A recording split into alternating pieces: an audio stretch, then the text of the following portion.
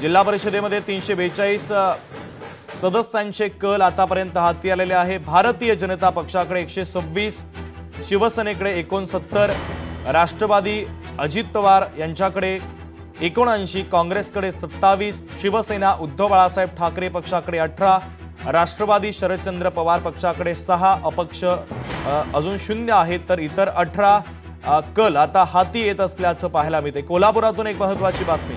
कोल्हापूरमध्ये आतापर्यंतच्या निकालामध्ये काँग्रेसच भारी पडली आहे। काँग्रेसचा आतापर्यंत 12 जागांवर विजय झालेला आहे। राष्ट्रवादी काँग्रेसनं 10 जागांवर विजय मिळवलेला आहे। तर कोल्हापुरातील ही महत्त्वाची अपडेट आपण पाहतोय। तर बावधनमधून एक महत्त्वाची ब्रेकिंग न्यूज समोर येते, ती अपडेट देखील आपण पाहूयात। साताऱ्याच्या बावधनमध्ये राष्ट्रवादीचा उमेदवार सध्या आघाडीवर आहे। राष्ट्रवादी बाजी मारत असल्याचं पाहायला मिळतंय। राष्ट्रवादीच्या ऋतुजा शिंदे 3220 मतांनी आघाडीवर आहे। विक्रम पाटील आणि वर्षा जगताप आघाडीवर असल्याची ब्रेकिंग न्यूज।